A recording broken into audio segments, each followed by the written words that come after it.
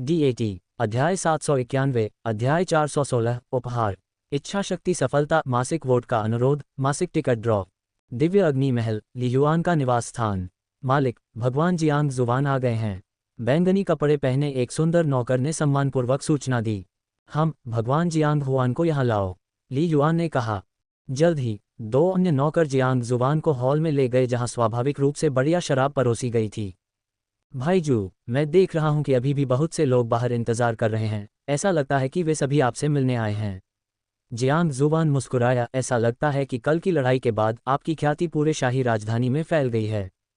कई दिव्य परिवार मिलने आए हैं। ली युआन मुस्कुराया। दिव्य अग्नि महल में लौटने के कुछ समय बाद ही दिव्य परिवारों ने लोगों को मिलने के लिए भेज दिया था और बधाई उपहार भी लाए थे। विशेषकर जब ली युआन को फ्लाइंग हेवन लिस्ट में नंबर 1 पर पदोन्नत किए जाने की खबर फैली तो और भी अधिक आगंतुक आने लगे। प्रत्येक बधाई उपहार कम से कम 10 दिव्य क्रिस्टल के बराबर था।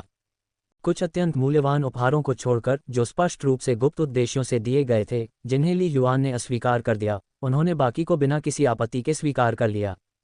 इतने सारे दिव्य क्रिस्टलों को सहजता से प्राप्त करना कोई सामान्य घटना नहीं थी। एक दिन से भी कम समय बाद ली युआन को उपहारों से पहले ही सैकड़ों फैंगशेन क्रिस्टल प्राप्त हो चुके थे। पब फ्यूचर द्वारा विज्ञापन, ये तो बस शुरुआत है, आने वाले दिनों में शायद और भी ज्यादा आगंतुक आएंगे। जियांग जुवान की आंखें चमक उठी। हाहा भाई जू, आपको तब तक उपहार मिलते रहेंगे जब तक आपके हाथ कमजोर न हो जाएं। शायद आप भूल जाएं कि ये उपहार आपको किसने दिए थे। संपूर्ण शाही राजधानी में जहां हजारों दिव्य परिवार हैं, यदि उनमें से केवल 5वां हिस्सा भी बधाई देने का निर्णय लेता है तो उपहारों का अंतिम मूल्य चौंका देने वाली संख्या होगी। इससे कोई फर्क नहीं पड़ता कि मुझे याद नहीं है कि उपहार किसने भेजे थे, ली युआन ने मजाक में कहा। बस याद रखें कि किसने उपहार नहीं भेजा। जियांग जुवान हंसा और फिर बोला, ऐसा लगता है कि मैं आज सही समय पर आया हूं।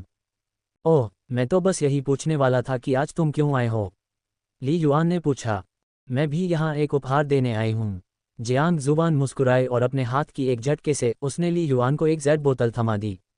यह क्या है, ली युआन ने संक्षेप में पूछा और उसके चेहरे पर आश्चर्य की झलक दिखी। ज्यूजिंग दिव्य गोलियां, उनमें से 50।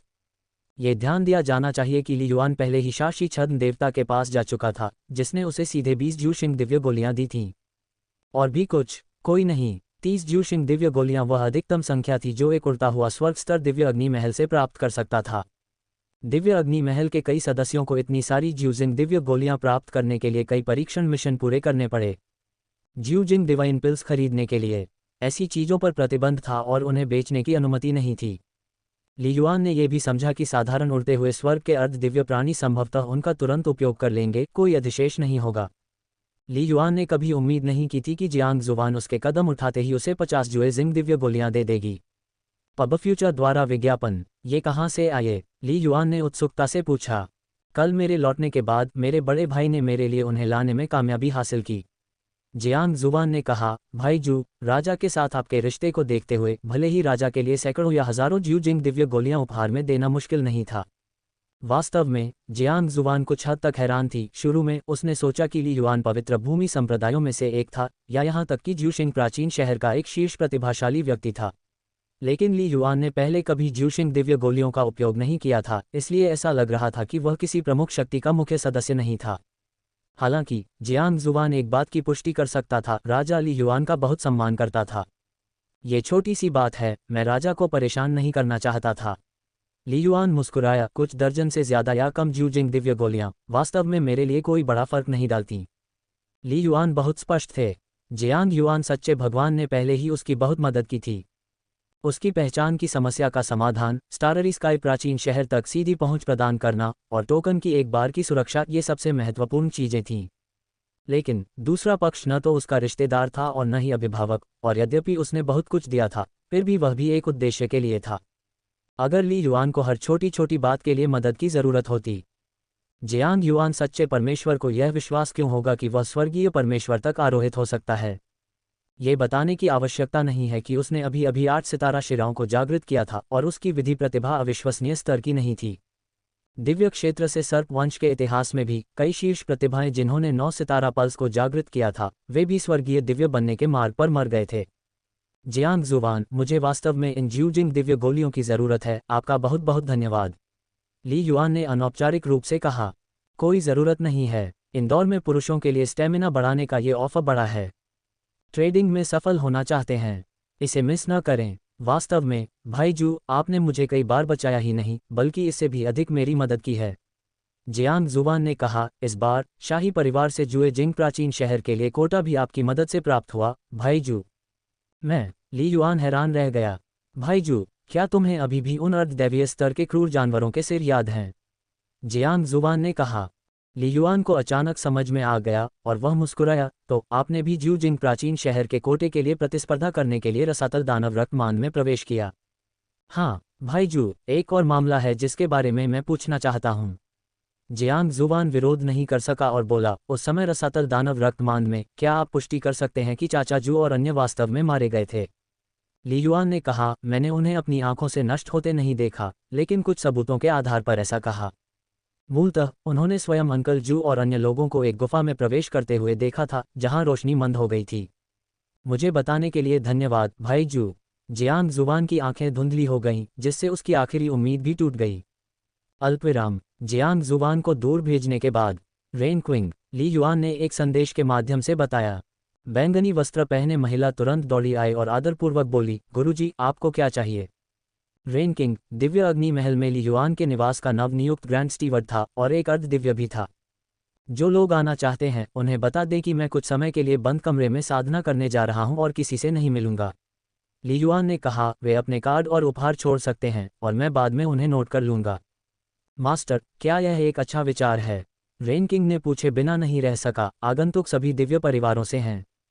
चिंता मत करो, वे न तो राजकुमार परिवारों से हैं, न ही वे दिव्य व्यक्ति व्यक्तिगत रूप से आ रहे हैं। ली युआन मुस्कुराया। छद्म देवता जो रसातल देश में राजकुमार थे, वे छद्म देवताओं के बीच वास्तव में दुर्जय व्यक्ति थे, जैसे कि मायावी रियल मार्क्विस उनमें से एक था।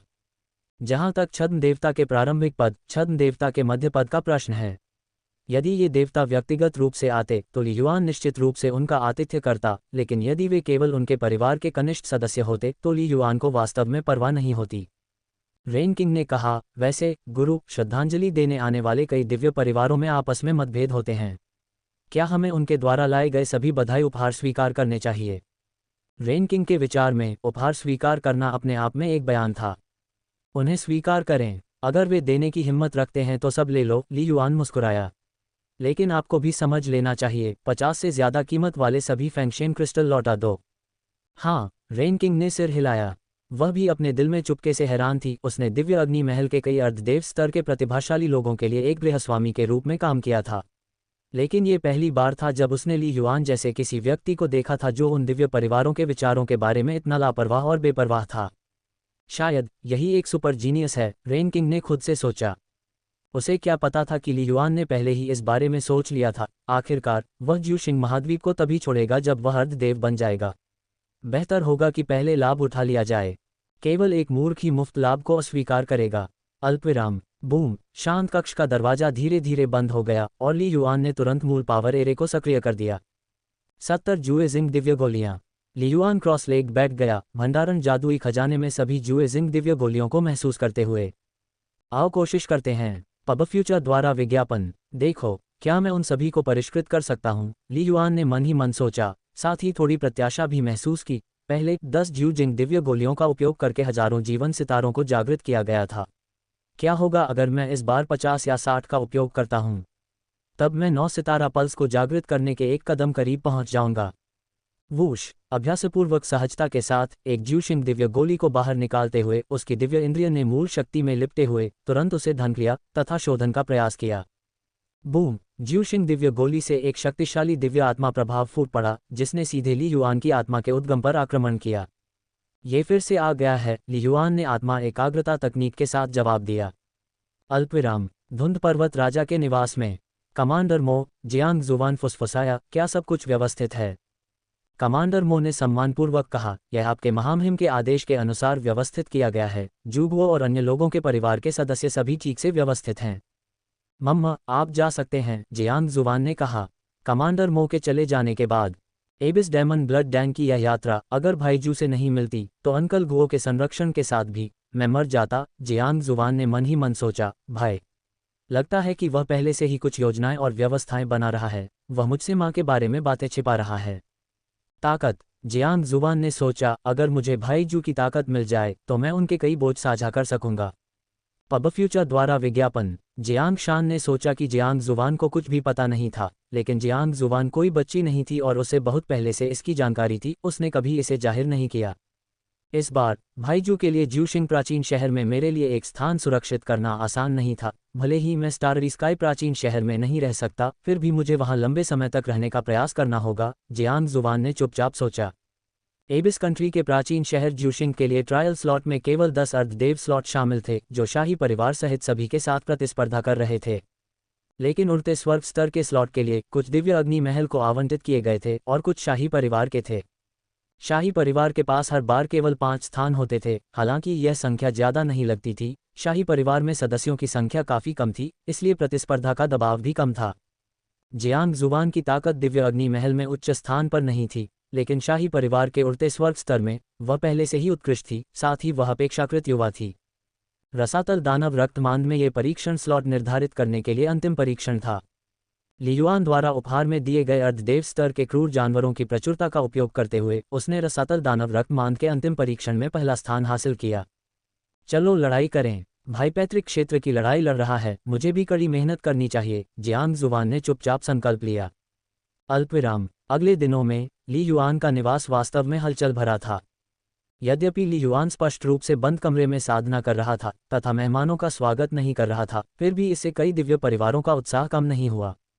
कई दिव्य परिवार के प्रबंधकों को पहले से ही अपने प्राचीन पूर्वजों से निर्देश प्राप्त हुए थे, जिसमें कहा गया था कि जू युआन जल्द ही एक सच्चे भगवान बनने की आशा के साथ जुएजिंग प्राचीन शहर में शामिल हो सकता है। यदि वह भविष्य में जुएजिंग प्राचीन शहर से रसातल देश में वापस आ गया तो वह रसातल देश में एक शीर्ष अस्तित्व होगा। वेब से ज़र्गनेट द्वारा संचालित। डॉक्टर ओज की पोती व्हाइट हाउस में एक प्रेस कॉन्फ्रेंस के दौरान बेहोश हो गई। दो ब्रोक गर्ल्स के कलाकारों के बारे में सच्चाई बहुत दुखद है। अब संबंध बनाने का सबसे अच्छा समय था। मैं किसी रिश्ते को बनाए रखने की कोशिश नहीं कर रहा हूं, बल्कि सिर्फ ये चाहता हूं कि जू युआन मुझे नापसंद न करे।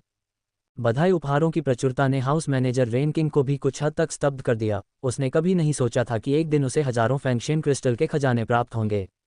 उसने एक विचार भी मन में रखा था, खजाने के साथ भाग क्यों नहीं गए। इतने सारे दिव्य क्रिस्टल के साथ उन्हें कीमती साधना संसाधनों के लिए बदला जा सकता है। शायद मैं अर्ध दिव्य सीमा तक भी साधना कर सकता हूं। रेन किंग के दिल में लालच का एक संकेत उभरा, लेकिन जल्द ही उसने यह विचार त्याग दिया। नहीं, जब तक मैं ईस्ट डोमेन से भाग नहीं जाता, एबिस कंट्री के ब्लैक एबिस गार्ड निश्चित रूप से मुझे पकड़ लेंगे। रेन किंग के दिमाग में एक और विचार उभरा, और अब शायद एक अवसर भी है। शाशी छद्म देवता ने जो कहा उसके अनुसार क्या मास्टर जू युआन का कोई परिवार नहीं है, कोई जीवनसाथी या बच्चे भी नहीं। इसका मतलब है मैं वर्तमान में मास्टर जू युआन की कमान के तहत सबसे करीबी हूं, उनका विश्वास जीतने में सक्षम हूं। भविष्य में अगर मास्टर जू युआन एक छद्म भगवान या यहां तक कि पौराणिक सच्चे भगवान बन जाते हैं, लाभ और अवसर भरपूर होंगे, रेन किंग ने खुद से सोचा। उसके हृदय में भी दिव्य बनने की इच्छा थी। ज्यूशिंग महाद्वीप पर ऐसे कई किंवदंतियां और कहानियां प्रचलित थीं जिनमें किसी व्यक्ति की सफलता से उसके पूरे परिवेश का उत्थान होने की बात कही गई थी। एबिस कंट्री के अंदर भी ऐसे मामले सामने आए। ऐसा कहा जाता है कि बेहद कम प्रोफाइल वाले गॉम्यू ट्रू गॉड ने एक बार जियांग युआन ट्रू गॉड की सहायता की थी जब वह एक छद्म देवता था। उस समय जियांग युआन ट्रू गॉड केवल उड़ते स्वर्ग स्तर पर था, लेकिन बाद में जियांग युआन ने खुद एक सच्चे भगवान बनने के बाद गोम्यू को एक सच्चे भगवान बनने में मदद की।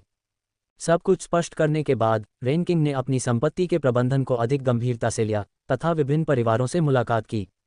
अल्पविराम। एस्टेट के शांत कक्ष के अंदर। स्वाभाविक रूप से ली युआन को रेन किंग के विचारों में आए परिवर्तन का पता नहीं था। उसने अपनी समर्पित साधना जारी रखी तथा एक के बाद एक ज्यूशिंग दिव्य गोली को परिष्कृत किया। एक बार में अन्य 53 ज्यूजिंग दिव्य गोलियों को परिष्कृत करने के बाद प्रारंभिक 10 को शामिल करते हुए, जिसमें से एक को वर्तमान में परिष्कृत किया जा रहा है, ये 64वीं ज्यूशिंग दिव्य गोली बनी जिसे ली युआन ने परिष्कृत किया था।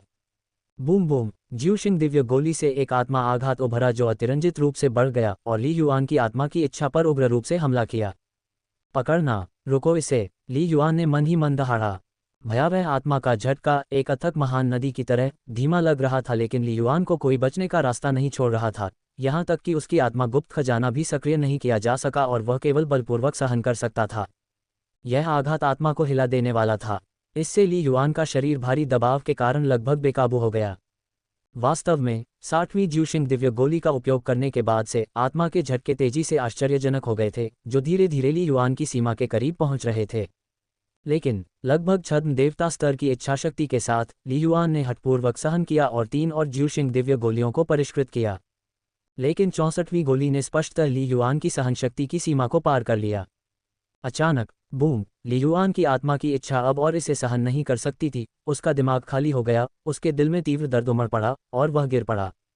पब फ्यूचर द्वारा विज्ञापन। और उस क्षण जब ली युआन अब और विरोध नहीं कर सका, वह आत्मिक आघात भी बिना किसी निशान के गायब हो गया।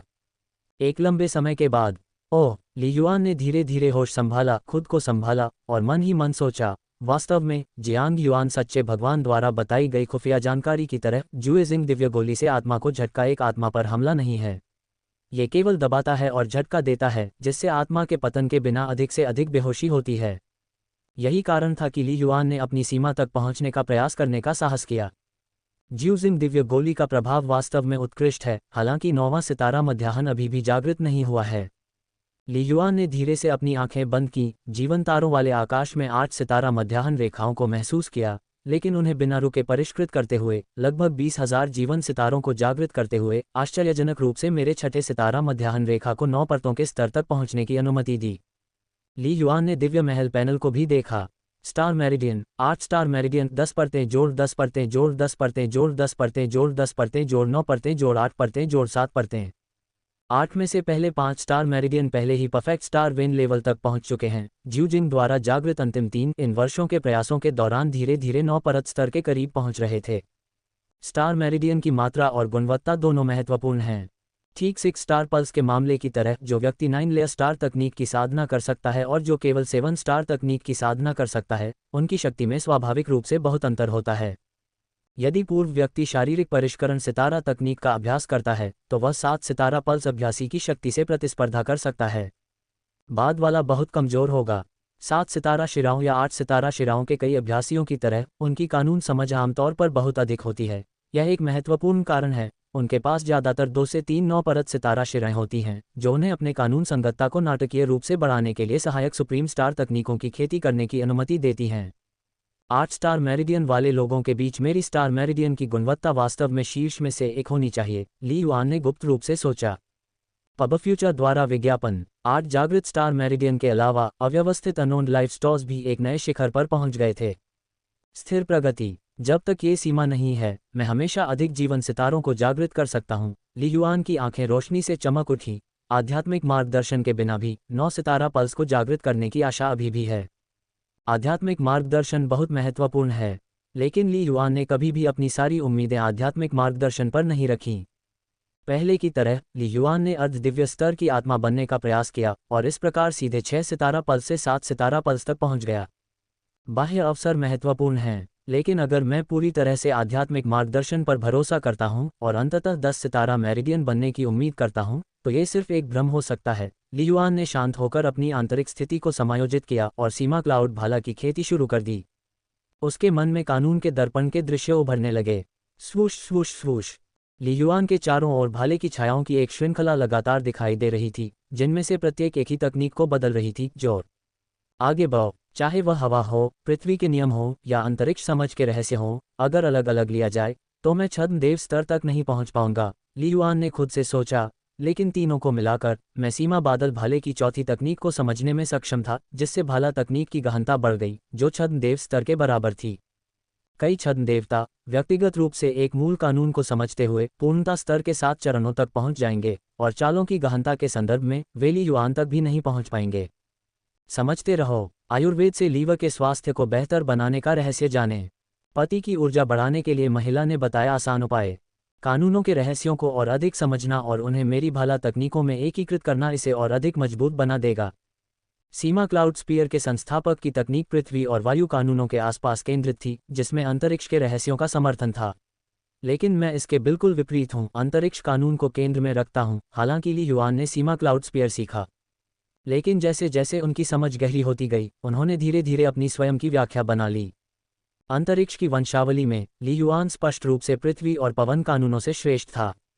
अल्पविराम। भाला तकनीक के लंबे अनुकरण के बाद ली युआन, जो ज्यूशिंग दिव्य गोलियों को परिष्कृत करने से थक गया था, वह भी काफ़ी हद तक ठीक हो गया था। विजुअलाइजेशन विधि का अभ्यास शुरू करें। ली युआन ने दूसरी विधि अपना ली।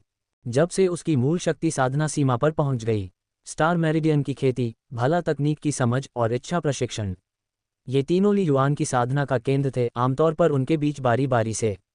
एक अर्थ में ली युआन ने हमेशा अपनी युवावस्था की आदतों को बनाए रखा तथा पूरे मन से साधना में डूबे रहे। आध्यात्मिक जगत में दिव्य महल के भीतर फुट ली युआन की चेतना हमेशा की तरह महान सूर्य जेड मंच पर केंद्रित हो गई और आसपास का दृश्य तुरंत बदल गया, जिसने उसे विशाल तारों वाले आकाश में पहुंचा दिया। वह सूर्य जैसा तारा अभी भी वहीं लटका हुआ था। तारों भरा आकाश, महान सूर्य। ली युआन की चेतना तेजी से महान सूर्य के पास पहुंच गई। उसके प्रचंड प्रकाश में जबरदस्त शक्ति थी, जो लगातार ली युआन को दबाने की कोशिश कर रही थी। तथापि इतने वर्षों की साधना के बाद ली युआन की इच्छाशक्ति छद्म देव स्तर के करीब पहुंच गई थी। ये रोशनी शायद ही उसे प्रभावित कर पाती। युआन का चेतना शरीर धीरे धीरे उसके निकट उड़ता गया और अंततः महासूर्य के अत्यंत निकट एक स्थान पर रुक गया।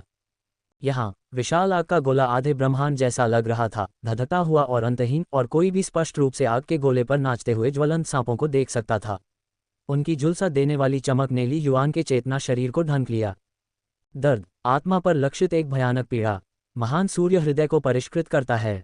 तारों भरे आकाश की विशालता का अवलोकन करना, आत्मा के झुलसने का दर्द जो कई उड़ते हुए स्वर्ग योद्धाओं को पागल कर देने के लिए पर्याप्त था, ली युआन की अभिव्यक्ति को बदलने के लिए पर्याप्त नहीं था। उन्होंने कई बार महान सूर्य के पास जाने का प्रयास किया था। आत्मा का कायापलट इच्छाशक्ति को और मजबूत बनाएगा। यदि इच्छाशक्ति शक्तिशाली है तो यह आत्मा के कायापलट की आशा को भी अधिक बढ़ा देती है। ली युआन ने मन ही मन अपने दिल में कहा, महान सूर्य तारों वाले आकाश शास्त्र का पालन करना, हालांकि असहनीय रूप से दर्दनाक है, ये सर्वोच्च विधि है जो लगातार आत्मा की इच्छा को रूपांतरित करती है।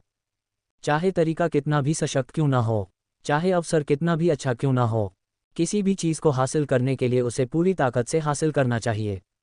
पब फ्यूचर द्वारा विज्ञापन। स्वर्गीय परमेश्वर के अनेक वंशजों की तरह छोटी उम्र से ही उनका प्रशिक्षण वातावरण अक्सर उनके माता पिता से बेहतर होता था, लेकिन उनकी उपलब्धियां अधिकांशतः उनके माता पिता से आगे नहीं बढ़ पाती थीं।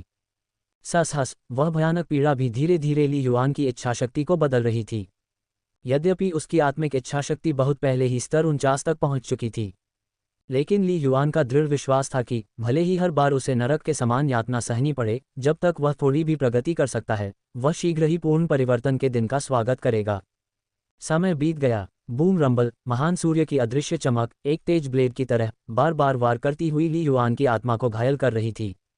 स्प्लैश, ली युआन, महान सूर्य तारों वाले आकाश शास्त्र का भी प्रसार कर रहा था, जिससे उसके पीछे के विशाल तारों वाले आकाश से रहस्यमयी शक्ति के धागे संचारित हो रहे थे, जिससे आत्मा का निरंतर पोषण हो रहा था। लेकिन इच्छा की पीड़ा से होने वाली थकान को केवल वह स्वयं ही सहन कर सकता था। ली युआन का चेतना शरीर चट्टान की तरह दृढ़ खड़ा था, 1 इंच भी नहीं हिला। ऐसा लगता है अभी भी सफलता नहीं मिल पाई है, थोड़ी देर और अभ्यास करो, फिर अगली बार का इंतजार करो। ली युआन का दिल बहुत शांत था। समय को देखते हुए 9 ध्वनियों का क्षेत्र जल्द ही खुल जाएगा। एक सच्चे ईश्वर स्तर के आत्मा गुरु ने शिष्यों को लेने के उद्देश्य से इस क्षेत्र का निर्माण किया है। इससे मुझे कुछ अंतर्दृष्टि मिल सकती है। बस इसी क्षण। बूम, किसी आवाज के बिना। पब फ्यूचर द्वारा विज्ञापन। शरीर के पोषण के नीचे महान दाव के कानून की उत्पत्ति से प्रभावित होकर और फिर भी दिन प्रतिदिन उन्होंने महान सूर्य तारों वाले आकाश शास्त्र का अवलोकन का अभ्यास किया, यहाँ तक कि उनकी इच्छा स्तर 49 तक पहुँचने के बाद भी। ली युआन की इच्छा शक्ति, जो पहले ही अर्ध दिव्य सीमा तक पहुँच चुकी थी, अंततः इस क्षण में रूपांतरित हुई तथा उस महत्वपूर्ण अड़चन को तोड़ दिया। नश्वर से दिव्य तक एक श्रृंखलाबद्ध प्रतिक्रिया की तरह ली युआन का चेतना शरीर अचानक रंगीन चमक की तरह प्रकाश की चमकदार चमक में फट गया, जो ये भी दर्शाता है कि उसकी इच्छा पूरी तरह से एक नए स्तर पर प्रवेश कर गई थी। छद्म देवता स्तर। यदि हृदय रंगीन शीशे की तरह है, बाहरी दुनिया से अप्रभावित है, तो अपने हृदय में बने रहने से व्यक्ति लंबे समय तक टिक सकता है और अस्तित्व में रह सकता है। ली युआन के हृदय में कुछ आत्मज्ञान था। क्या ये दिव्य स्तर पर इच्छा का सार है? चाहे वे प्रधान योद्धा हों या उड़ते हुए स्वर्ग के योद्धा हों या फिर देवशक्तिशाली हों, उनकी इच्छाशक्ति मजबूत होती रही है, लेकिन कभी भी कोई बुनियादी अंतर नहीं आया है। एक के बाद एक विपत्तियों का सामना करते हुए वे प्रायः अपने हृदय में डगमगाते हैं तथा संदेह करते हैं कि कहीं उनका चुनाव गलत तो नहीं है। मूल इरादे को बनाए रखना कठिन है। केवल अपने हृदय में बने रहने से, अपने ताव में बने रहने से, बिना रुके बार बार हृदय से प्रश्न करने से ही इच्छा निरंतर परिवर्तित हो सकती है, निरंतर विकसित हो सकती है, और अंततः यदि हृदय रंगीन शीशे की तरह है, किस स्तर को प्राप्त कर सकती है। हृदय में न तो अच्छाई होती है और न ही बुराई, न ही यह अच्छे या बुरे का कोई निर्णय करता है। कुछ भयानक राक्षस, जिन्होंने अनगिनत लोगों को मार डाला है, दुनिया और ग्रहों को नष्ट कर दिया है, फिर भी उनकी इच्छाशक्ति भयानक रूप से चरम पर है। ली युआन ने अपनी इच्छाशक्ति में परिवर्तन महसूस करते हुए आगे समझा, तथाकथित सही और गलत वे केवल दूसरों की राय हैं, और जो सचमुच मजबूत हैं उनके दिल हिलाए नहीं जा सकते, वे केवल अपने ही मार्ग पर चलते हैं। ऐसे ही केवल तभी कोई व्यक्ति हजारों या यहाँ तक कि दसियों हजार वर्षों, लाखों वर्षों के समय में भी स्वयं को नहीं खो सकता है। इच्छाशक्ति रंगीन चमक की तरह है। ली युआन ने चेतना शरीर से प्रकाश उत्सर्जित होते हुए महसूस किया, और प्रकाश की ये किरणें बाहरी दुनिया से आने वाले कई आत्मिक आक्रमणों और दबावों का आसानी से सामना कर सकती थीं। इच्छाशक्ति रंगीन शीशे की तरह है। जिस प्रकार एक विशाल वृक्ष की जड़ें होती हैं, वह आध्यात्मिक जगत की स्थिरता को अतीत की तुलना में कहीं अधिक बढ़ा देता है, आत्मिक सुरक्षा भी स्वाभाविक रूप से बहुत अधिक बढ़ जाती है। आत्मा और इच्छा। यदि आत्मा अकेली मजबूत है लेकिन इच्छाशक्ति कमजोर है, तो कुछ आत्मिक आक्रमणों का सामना करते समय व्यक्ति पर प्रहार होगा और आत्मा आसानी से टूट सकती है। मात्र सैनिक एक अकेला भालू बनाते हैं, मात्र सेनापति भालुओं का पूरा अड्डा बनाते हैं। ली युआन ने मन ही मन सोचा, और इच्छाशक्ति सेनापति की तरह है, युद्ध कौशल के समान। जब तक इच्छाशक्ति मजबूत है, तब तक व्यक्ति अपनी आत्मिक शक्ति की तुलना में 10 या 12 गुना अधिक शक्ति का प्रयोग कर सकता है।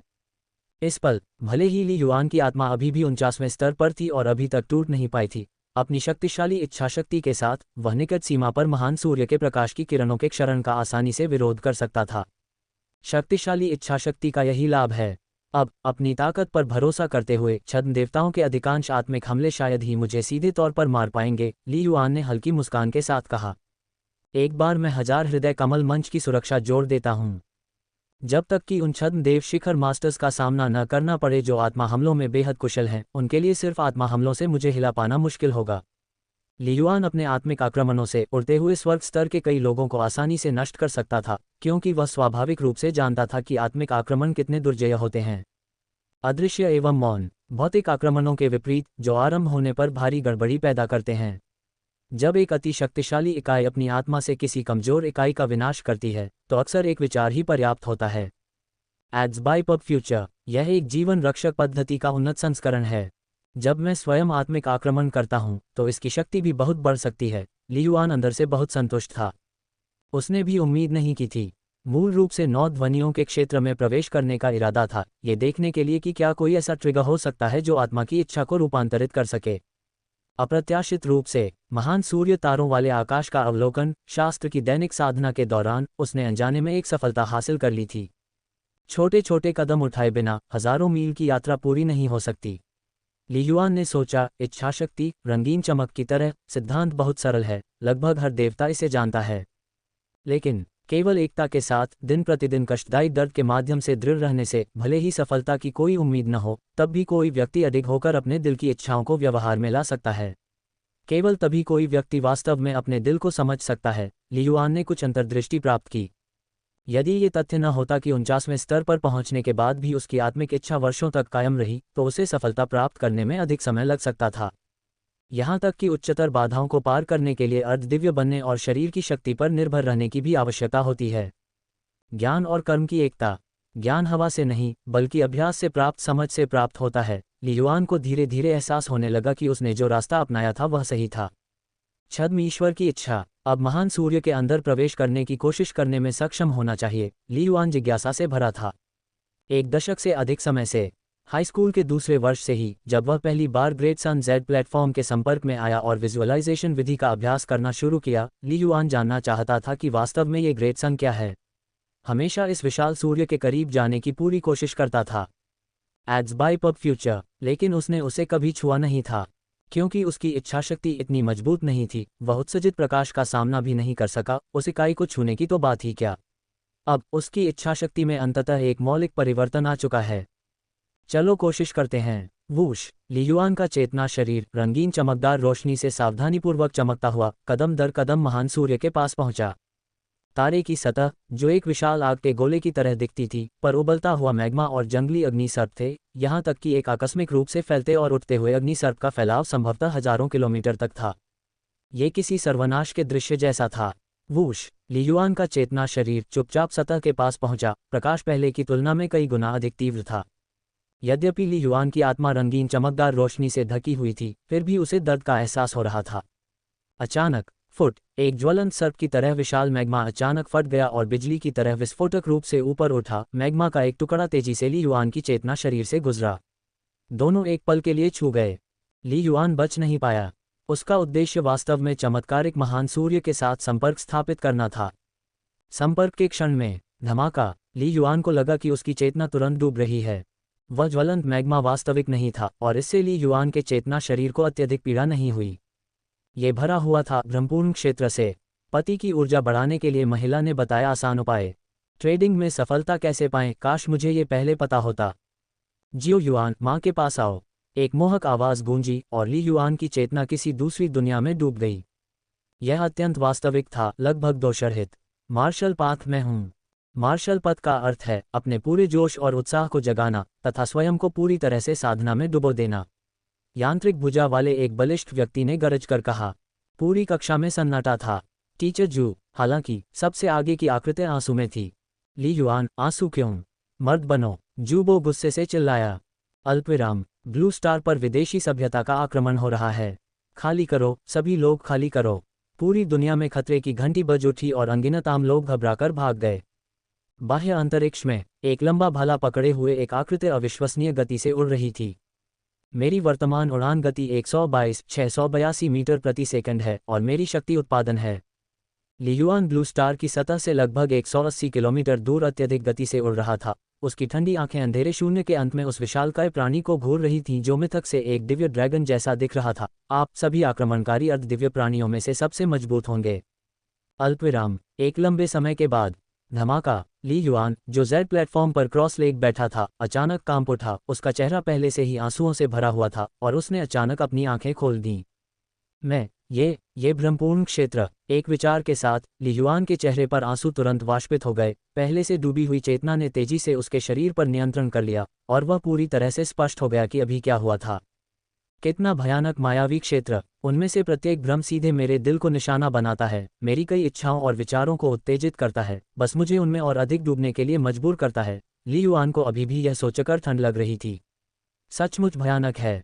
एक के बाद एक अनेक मायावी क्षेत्र। यदि वह भाग्यशाली होकर एक से बच निकलता तो दूसरा उस पर आक्रमण कर देता, मानो वह किसी अंतहीन दुष्स्वप्न में फंस गया हो। अधिकांश भ्रमात्मक क्षेत्रों से मैं वास्तव में कभी नहीं बच पाया, बल्कि उनमें और भी अधिक डूब गया। ली युआन अंदर से कांप उठा। यदि ये शत्रु द्वारा रचे गए भ्रम होते तो मैं शायद अब तक मर चुका होता या यहाँ तक कि नियंत्रित भी हो चुका होता। उड़ते हुए स्वर्ग अर्ध दिव्य में आत्मा के हमले विनाश करने के लिए मुख्य रूप से प्रबल बल पर निर्भर करते हैं। सरल शब्दों में कहें तो यह उड़ती ईंट की ताकत है। इसलिए अर्धदिव्यों के लिए आत्मा के माध्यम से उड़ते स्वर्ग स्तर का विनाश करना आमतौर पर कठिन होता है। दिव्य तक पहुंचने के बाद लगभग प्रत्येक दिव्य का हृदय शीशे की तरह साफ हो जाता है, जिससे बलपूर्वक आत्मा का विनाश अत्यंत कठिन हो जाता है और इस प्रकार आत्मा के मार्ग पर उच्च मांगें होती हैं। इस प्रकार भ्रमपूर्ण क्षेत्र मुख्यधारा बन गए हैं। कई शक्तिशाली प्राणी आत्मा पर आक्रमण करते हैं, विभिन्न प्रकार के भ्रमपूर्ण क्षेत्रों का निर्माण करते हैं, अंततः शत्रु की आत्मा की कमजोरियों का पता लगा लेते हैं, जिससे वे पूरी तरह से गिर जाते हैं और चुपचाप नष्ट हो जाते हैं। भ्रमपूर्ण प्रवाह यह आत्मा कलाओं का एक बहुत ही सामान्य और भयानक स्कूल है, जिसमें कई आत्मा मास्टर्स ने महारत हासिल की है। लेकिन महान सूर्य के भीतर उन सभी भ्रमपूर्ण क्षेत्रों में से प्रत्येक, अगर मैं पूरी तरह से हार मान लेता हूं, तो सीधे उस क्षेत्र का पतन हो जाता है, जिससे अगला क्षेत्र शुरू हो जाता है। अनिवार्य रूप से यह मेरी आत्मा की इच्छा को और अधिक संयमित कर रहा है। ली युआन ने महसूस किया, यह विजुअलाइजेशन विधि का एक उच्च स्तर है। महासूर्य के बाहर ये प्रत्यक्ष क्षरण है, पीड़ा है, अंतहीन दर्द से दिल को परिष्कृत करना। लेकिन जब इच्छाशक्ति छद्म ईश्वर स्तर पर रूपांतरित होती है, जो पहले से ही काफी शक्तिशाली है, तो केवल दर्दनाक पीड़ा आत्मा की इच्छा के त्वरित परिवर्तन को शायद ही बढ़ावा दे सकती है। इसे आंतरिक हृदय को लक्षित करना चाहिए। ली युआन ने गहरी सांस ली। वे अनगिनत भ्रमपूर्ण क्षेत्र मेरे आंतरिक हृदय की खोज हैं, जो अनिवार्य रूप से आत्मा की कमजोरियों को दूर करने में मेरी मदद करते हैं। ली युआन महान सूर्य तारों वाले आकाश शास्त्र का अवलोकन के जादू से चकित और हिल गया था। कृपया ध्यान दें, अधिकांश विजुअलाइजेशन विधियां केवल दिव्य स्तर से नीचे ही प्रभावी होती हैं, एक बार जब व्यक्ति स्वयं दिव्य स्तर पर परिवर्तित हो जाता है। विजुअलाइजेशन विधियों की प्रभावशीलता तेजी से कम हो जाती है, जिससे आत्मा की इच्छा को आगे बढ़ना मुश्किल हो जाता है। हालांकि महान सूर्य तारों वाले आकाश का अवलोकन शास्त्र में निहित कई ब्रह्मपूर्ण क्षेत्रों को संयम की एक उत्कृष्ट विधि के रूप में वर्णित किया जा सकता है। सचमुच चमत्कारी, और यह केवल वही है जो ली युआन ने महान सूर्य के पास जाकर अनुभव किया। मैग्मा का एक छोटा सा प्रवाह छू रहा था। यदि संपूर्ण चेतना शरीर को विसर्जित कर दिया जाए तो क्या उसे और भी अधिक शक्तिशाली और डरावने भ्रमों का सामना करना पड़ेगा? मैं बहुत आगे की सोच रहा हूँ। पब फ्यूचर द्वारा विज्ञापन। चलिए गहराई में जाने की बात नहीं करते। मैंने अभी अभी जिन ब्रह्मपूर्ण क्षेत्रों का सामना किया, मैं उन सभी से बच निकलने और स्पष्टता हासिल करने में सक्षम हो गया। संभवतः इसका ये भी अर्थ है कि मेरी इच्छाशक्ति बदल गई है, उच्च स्तर पर पहुंच गई है, और मेरी आत्मा को हिलाना और भी कठिन हो गया है। ली युआन ने आंतरिक रूप से महसूस किया। लेकिन ये बहुत कठिन है। वे ब्रह्मपूर्ण क्षेत्र बहुत वास्तविक, इतने वास्तविक कि मुझे वास्तविकता से भागने का मन करता है। ली युआन ने धीरे से अपनी आंखें बंद कर लीं। आंखें बंद करके वह उन गर्म दृश्यों को याद कर सकता था जो उसने अभी अभी अनुभव किए थे, और उन्हें जाने देने को तैयार नहीं था। वह काफी देर तक चुपचाप बैठा रहा। भ्रामक, आखिरकार भ्रामक है। केवल वास्तविकता ही वह है जिसे मैं समझ सकता हूँ। ली युआन ने अपने दिल में बुदबुदाया। अगर मैं लगातार ऐसे ब्रह्मपूर्ण क्षेत्रों में प्रवेश करता रहा तो मुझे डर है कि मैं खो सकता हूँ। ली युआन ने निर्णय लिया, अगला जब भी मैं महान सूर्य तारों वाले आकाश का अवलोकन शास्त्र का अभ्यास करूंगा तो मुझे बार बार खुद से सवाल करना होगा, पूर्ण शांति बनाए रखनी होगी। अनंत मायावी लोकों का अनुभव करना संयम है। फिर भी यदि कोई हमेशा टिक नहीं सकता, भले ही भ्रमात्मक क्षेत्र सक्रिय रूप से नुकसान न पहुंचाएं, तो वह आसानी से विवेक खो सकता है और अंततः भ्रम और वास्तविकता में अंतर करने में असमर्थ हो सकता है। अल्पविराम। विजुअलाइजेशन विधि में परिवर्तन के संबंध में ली युआन अपने दिल में कई विचारों को दबाने के बाद बहुत सतर्क था। मेरी इच्छा बदल गई है। अब मैं और अधिक ज्यूशिंग दिव्य गोलियां उपयोग करने में सक्षम हो जाऊंगा। ली युआन ने अपनी हथेली पलटी और एक और ज्यूशिंग दिव्य गोली निकाली। मूल शक्ति बढ़ गई। दिव्य भावना ने ज्यूजिंग दिव्य गोली को ढक लिया और एक बार फिर उसने परिष्कृत करने का प्रयास शुरू किया। बूम! ज्यूजिंग दिव्य गोली ने तुरंत एक आत्मिक झटका उत्सर्जित किया, जिसका विरोध करने के लिए ली युआन ने पहले अपनी पूरी ताकत लगा दी थी, लेकिन अब उसने इसे आसानी से रोक दिया। इच्छा परिवर्तन मौलिक है। अर्ध देवताओं में से कई विलक्षण लोग, जैसे जियांग शान, छद्म देवता के बराबर युद्ध शक्ति रखते हैं, लेकिन उनकी आत्मा भी अर्ध देवता सीमा स्तर पर ही है और उनकी इच्छा शक्ति संभवतः छद्म देवता स्तर पर भी परिवर्तित नहीं हुई है। ली युआन की आंखों से चमक निकल आई। तेजी से ली युआन ने 64वीं ज्यूशिंग दिव्य गोली को सफलतापूर्वक परिष्कृत किया और उस विशिष्ट प्रवाह का अनुसरण करते हुए उन्होंने जीवन तारों वाले आकाश में 200 से अधिक जीवन सितारों को जागृत किया।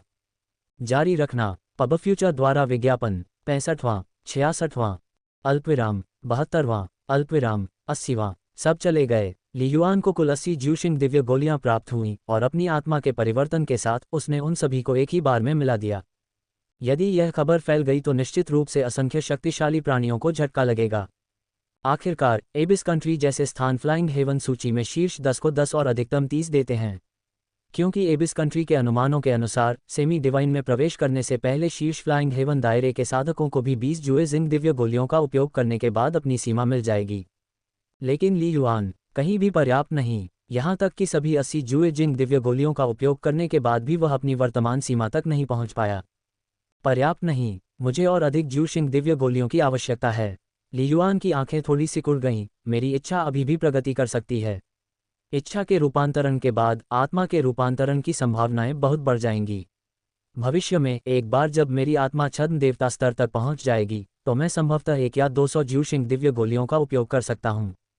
ली युआन ज्यादा देर तक इंतजार करने को तैयार नहीं था, क्योंकि वहां लाखों अज्ञात जीवन सितारे एकत्रित हो चुके हैं। संभवतः हजारों जीवन सितारों को जागृत करने से 9 सितारा पल्स जागृत हो सकता है। बेशक ये सिर्फ ली युआन की अटकलें थीं। न तो कियू बिंगजुन, न ही जियांग युआन ट्रू गॉड और न ही गु यू ने अपने द्वारा उपलब्ध कराए गए आंकड़ों में 9 स्टार पल्स के बारे में विस्तृत रिकॉर्ड का उल्लेख किया। बहुत कम मिसालें हैं। एक प्रणाली बनाना कठिन है।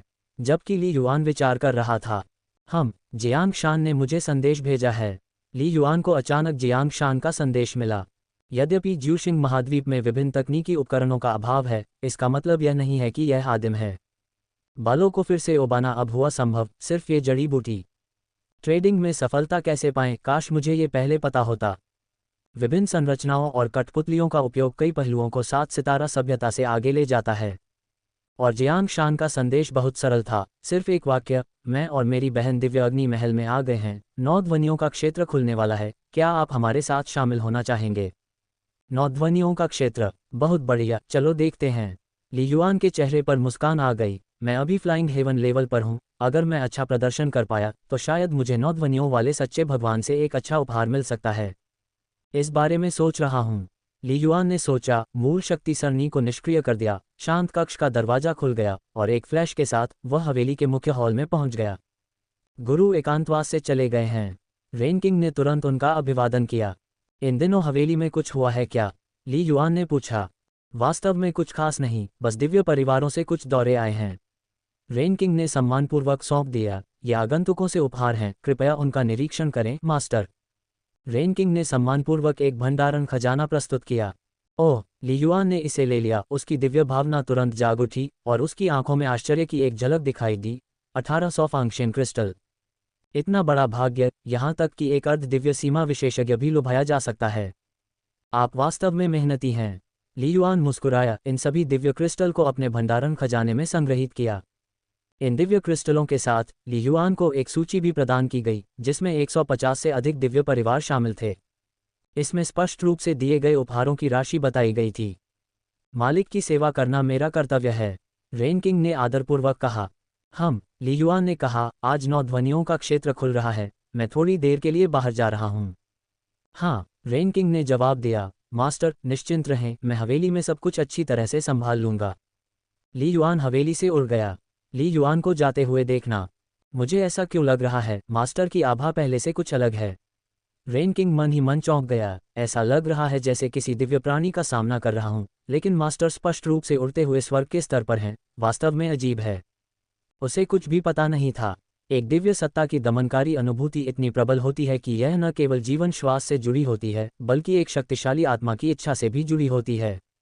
भले ही ली युआन ने इसे छिपाने का इरादा किया हो, लेकिन एक छद्म ईश्वर की इच्छा कमरे में एक हाथी की तरह पूरी तरह से छिपाई नहीं जा सकती। अल्पविराम। जल्द ही ली युआन जियांग शान और जियांग हुआन के साथ ब्लैक ड्रैगन युद्धपोत पर सवार हो गए और एक बार फिर 9 साउंड बिल्डिंग की ओर बढ़ गए। 9 साउंड्स पवेलियन में 3 दिन पहले की तुलना में जब ली युआन पहली बार पहुंचे थे, अब और भी अधिक चहल पहल हो गई है। ये कहा जा सकता है कि यह लोगों का समुद्र था। 9 ध्वनियों का मंडप पहले से ही शाही राजधानी में मनोरंजन का शिखर था, और 9 ध्वनियों के क्षेत्र में 9 ध्वनियों के सच्चे भगवान की प्रशिक्षुता शामिल थी, जिसने स्वाभाविक रूप से महत्वपूर्ण ध्यान आकर्षित किया। चाहे लोग आनंद के लिए आए हों, उत्साह में शामिल होने के लिए, या एक सच्चे भगवान के प्रशिक्षु बनने की आशा में, या बस 9 ध्वनियों के क्षेत्र का उपयोग खुद को निखारने और सुधारने के साधन के रूप में करने के लिए। इसके अलावा 9 ध्वनि मंडप द्वारा जानबूझकर प्रचार किया गया। संक्षेप में, विभिन्न कारणों से 9 ध्वनि क्षेत्र का उद्घाटन शाही राजधानी में एक भव्य आयोजन बन गया। सभी लोग कृपया शांति से बैठ जाएं। कृपया शोर न मचाएं और धैर्यपूर्वक 9 ध्वनियों के क्षेत्र के खुलने की प्रतीक्षा करें। कृपया यहाँ की सिंगल सीट ले लें। पूरे प्लाजा में एक के बाद एक आवाज़ें गूंजने लगीं। 9 ध्वनि मंडप एक विस्तृत क्षेत्र में फैला हुआ था और उनके लिए विशेष रूप से 9 ध्वनि क्षेत्र के लिए कई दसियों किलोमीटर चौड़ा क्षेत्र बनाना आसान था। यह क्षेत्र साइलेंस बिल्डिंग के ठीक बगल में था। हालांकि इसे प्लाजा कहा जाता है, लेकिन वास्तव में ये कई परतों में विभाजित था, जिसमें सबसे निचली परत में अलग अलग जगहों पर बड़ी गोल मेजें बनी हुई थीं। उनमें से ज्यादातर पर पहले से ही कब्जा था। कुछ लोग 3 या 5 के समूहों में बातें कर रहे थे, जबकि अन्य ध्यान कर रहे थे, उनका मन संभवतः कहीं और था। चारों ओर देखने पर पता चला कि वहां हजारों की संख्या में गोल मेजें थीं, जिन पर लगभग 10 लाख लोग बैठे हुए थे। पूर्वज, ये 9 ध्वनियों का क्षेत्र कब शुरू होगा? काले रंग के युद्ध कवच पहने एक महिला ने धीमी आवाज में पूछा। उनकी गोल मेज पर उसके अलावा 5 अन्य युवक और युवतियां भी बैठे थे। सभी ने इस तरह से कपड़े पहने थे कि साफ पता चल रहा था कि वे एक ही परिवार से हैं।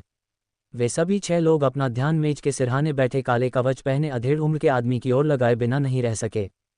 पब फ्यूचर द्वारा विज्ञापन। इस मेज पर बैठे 7 लोग काले कवच वाले मध्यम आयु वर्ग के व्यक्ति को छोड़कर, जो एक अर्धदेव था, अन्य 6 केवल उड़ते स्वर्ग स्तर पर थे। इतनी जल्दी क्यों है? ब्लैक आर्मर में अधेड़ उम्र के आदमी ने ठहाका लगाया। 9 ध्वनि क्षेत्र हर साल तय समय पर खुलता है। इसके अलावा यहाँ 9 ध्वनि मंडप में एक टेबल खोलने के लिए 10 दिव्य पत्थर खर्च करने पड़ते हैं, और यहाँ तक कि जुबान चाय के सबसे सस्ते बर्तन के लिए भी 3 दिव्य पत्थर खर्च करने पड़ते हैं। स्वाभाविक रूप से आपको अच्छी तरह से देखना होगा। इस एक टेबल की कीमत 10 दिव्य पत्थरों की है। 6 उड़ते स्वर्ग स्तर के पुरुष और महिलाएं मन ही मन आश्चर्यचकित थे। अब उन्हें दिव्य साम्राज्य के आनंद की शीर्ष भूमि में खर्च के स्तर का एहसास हो रहा था। ज्यूशिंग महाद्वीप में दिव्य क्रिस्टल और दिव्य पत्थर सार्वभौमिक रूप से स्वीकृत मुद्राएं थीं। एक फैंगशेन क्रिस्टल लगभग 1000 दिव्य पत्थरों के बराबर था। इन उड़ते स्वर्ग स्तर की महिलाओं के लिए उनमें से सबसे कमजोर के पास भी उड़ते स्वर्ग मध्य चरण की ताकत थी, लेकिन उनकी कुल संपत्ति शायद केवल कुछ दर्जन दिव्य पत्थरों की थी। सरल शब्दों में कहें तो यहाँ कुछ दिनों का अतिरिक्त व्यय फ्लाइंग हेवन स्तर के व्यक्ति को दिवालिया बना सकता है। आप सभी अपने गृहनगर से बहुत दूर से आए हैं और यह संयोग ही है कि 9 ध्वनियों का क्षेत्र खुल रहा है। मुझे लगा कि आपके क्षितिज को व्यापक बनाना अच्छा रहेगा, काले कवच में मध्यम आयु वर्ग के व्यक्ति ने मुस्कुराते हुए कहा। आखिरकार कल से आप महान संप्रदायों या दिव्य परिवारों की रक्षक सेनाओं में शामिल होने का प्रयास करेंगे और उसके बाद एक साथ मिलना और सामाजिककरण करना मुश्किल होगा। दिव्य साम्राज्य के भीतर तथाकथित संप्रदायों की स्थापना अक्सर कई या दर्जनों दिव्य व्यक्तियों द्वारा मिलकर की जाती थी और वे अनेक शिष्यों की भर्ती करते थे। कई दिव्य परिवारों के पास भी अपने वंश के बाहर के प्रतिभाशाली व्यक्तियों को सक्रिय रूप से भर्ती करने के लिए अलग अलग चैनल थे। अधिक शक्तिशाली लोग ब्लैक एबिस गार्ड में शामिल होने का प्रयास करेंगे, जो शाही परिवार द्वारा स्थापित एक सेना है जो सबसे मजबूत शक्ति का दावा करती है। किसी भी स्थिति में रॉयल कैपिटल में कई अवसर थे और एबिस कंट्री के भीतर फ्लाइंग हेवन लेवल के कई युवा व्यक्ति, यदि उनके पास कुछ पृष्ठभूमि या कनेक्शन थे, तो वे रॉयल कैपिटल में आएंगे। बेशक रसातल देश की शीर्ष प्रतिभाएं दिव्य अग्नि महल में शामिल होने का लक्ष्य रखती थीं, लेकिन कठिनाई बहुत अधिक थी। संपूर्ण रसातल देश में, जहां 10 लाख देवता होने की मान्यता है, उड़ते हुए स्वर्ग स्तर के व्यक्तियों की संख्या करोड़ों में थी, लेकिन दिव्य अग्नि महल में उड़ते हुए स्वर्ग स्तर के सदस्यों की दीर्घकालिक संख्या लगभग 200 रही। पब फ्यूचर द्वारा विज्ञापन। पूर्वज, क्यों न हम 9 ध्वनियों के क्षेत्र की चुनौतीपूर्ण परीक्षाएं लें। बैंगनी वस्त्र पहने एक अन्य युवक ने कहा, मैंने अभी अभी एक गार्ड को ये कहते हुए सुना है कि उड़ते हुए स्वर्ग के अर्ध दिव्य स्तर पर कोई भी व्यक्ति इसे आजमा सकता है, और यदि आप 5वें क्षेत्र में सफलतापूर्वक प्रवेश कर जाते हैं तो आपको एक ऐसा उपहार मिलेगा जिससे कोई भी देवता ईर्ष्यालु हो जाएगा।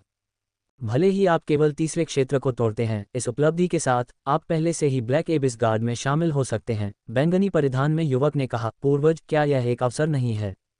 अन्य लोग भी काले कवच वाले अधेड़ व्यक्ति की ओर देखने लगे। अवसर? अपनी मौत की तलाश में मत जाओ। काले कवच में अधेड़ उम्र के व्यक्ति ने अपना सिर हिलाया। अपने आप को बहुत ज्यादा मत समझो। तुम 6 लोगों में से यूजी के पास तीसरे दायरे से बाहर निकलने का थोड़ा सा मौका होने के अलावा तुम में से बाकी लोग निश्चित रूप से मौत को आमंत्रित कर रहे होंगे।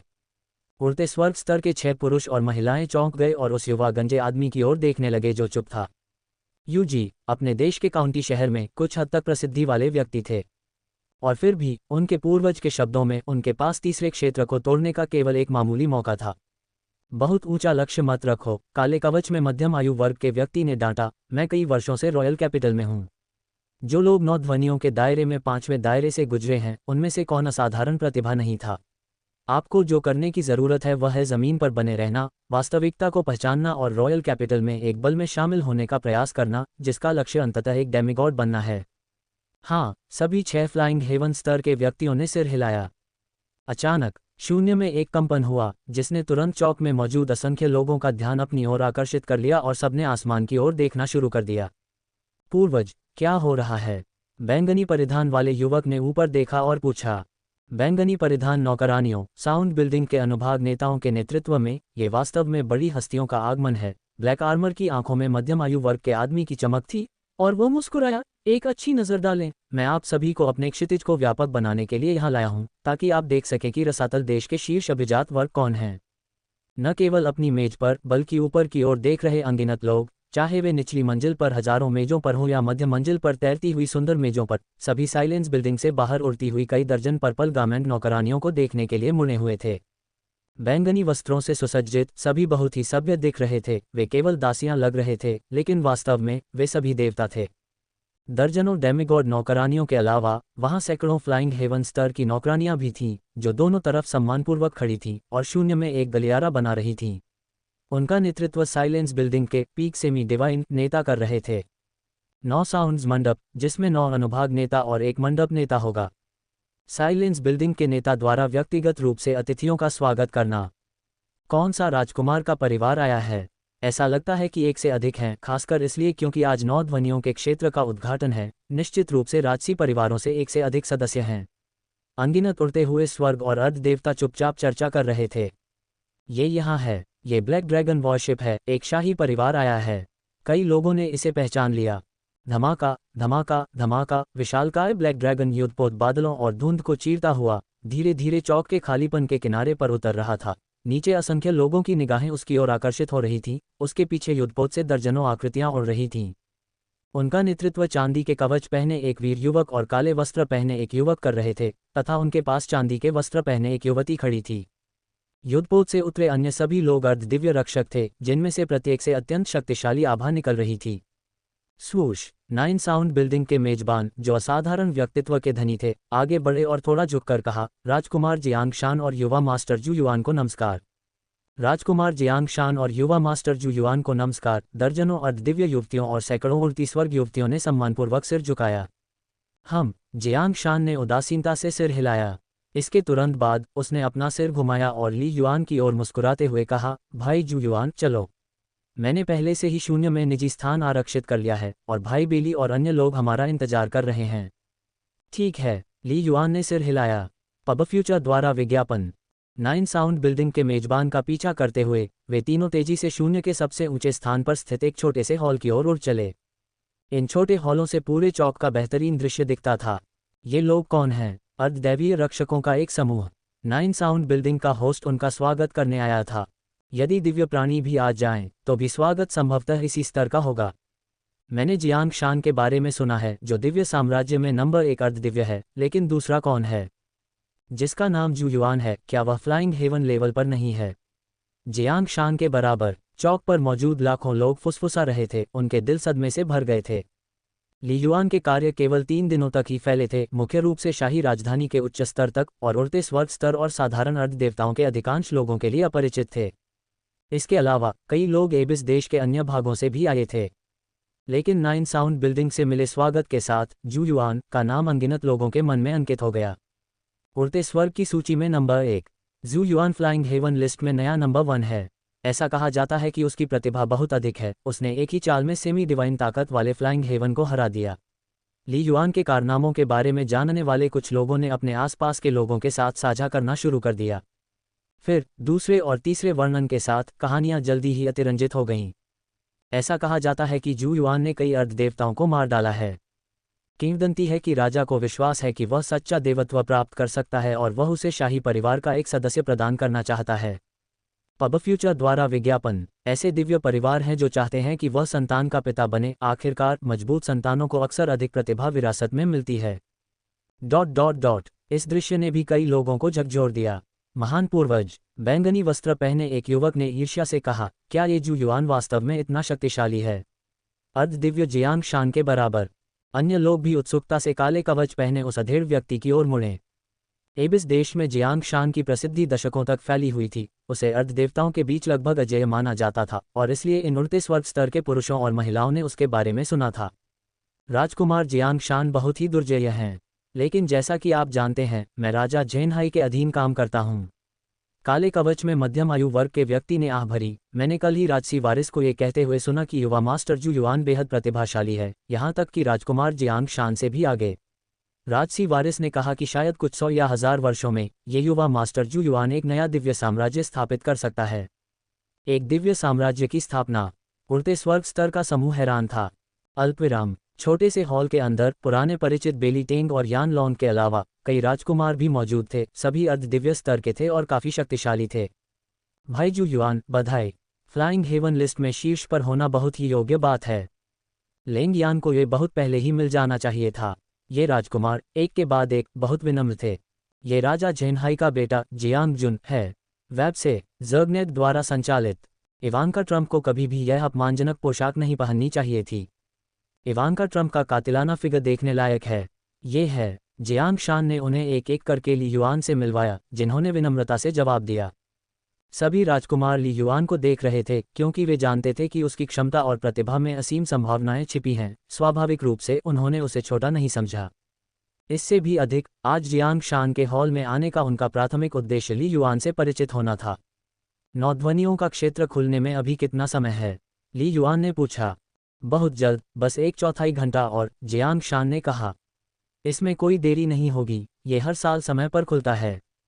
जब वे बातचीत कर रहे थे, अचानक बाहर से हंसी की आवाज़ आई। राजकुमार जियांग शान, क्या आप मेरा भी स्वागत करते हैं? एक गहरी आवाज़ गूंजी और सुनहरे कवच में एक मोटा युवक अंदर आया, जो एक बहुत ही प्रभावशाली उपस्थिति दिखा रहा था। उनके आगमन से पूरा हॉल तुरंत शांत हो गया। वो बेहोंग, मेरा हॉल तुम्हारा स्वागत नहीं करता। जियांग शान खड़ा हो गया, उसकी आभा फूट पड़ी, उसके चेहरे की मुस्कान फीकी पड़ गई और उसने डांटा, बाहर निकल जाओ। जैसे ही मैं आऊंगा तुम मुझे बाहर निकाल देना चाहते हो? सुनहरे कवच में लिपटा युवक व्यंग्य से बोला, उसकी आभा भी उतनी ही शक्तिशाली थी। दो महान अर्ध देवताओं ने एक दूसरे के खिलाफ मुकाबला किया। एक स्वाभाविक रूप से महान, दूसरा अत्यंत दबंग, कोई भी दूसरे पर हावी नहीं हो सकता। वो बेहोंग। ली युआन को एहसास हुआ कि दूसरा कौन था। एबिस कंट्री की अर्ध दिव्य सूची में दूसरे स्थान पर एक 7 सितारा शिराओं वाला अर्ध दिव्य छद्मदेव युद्ध शक्ति वाला गौम्यू ट्रू गॉड के वंश का वंशज गौम्यू, जिसका उपनाम वुक था। वो दिव्य जाति पूरे एबिस देश में एक शीर्ष स्तरीय परिवार था, जो शाही परिवार के बाद दूसरे स्थान पर था। भाई जू युआन, फ्लाइंग हेवन लिस्ट में शीर्ष स्थान पर आने के लिए बधाई। यहाँ तक कि मेरे पूर्वज भी आपकी बहुत प्रशंसा करते हैं। वो बेहोंग वास्तव में ली युआन से काफ़ी विनम्र थे। क्या आप मेरे हॉल में आकर सम्मान देंगे? वो बेहोंग। जियांग शान का चेहरा पूरी तरह से काला पड़ गया जब उसने देखा कि दूसरे व्यक्ति उसके सामने ली युआन को प्रणय निवेदन कर रहे हैं। यह मेरा हॉल है, बाहर निकल जाओ। तुम्हारा खाना नहीं खाया, तुम्हें इसकी क्या परवाह है? वो बेहोंग ने व्यंग्य किया।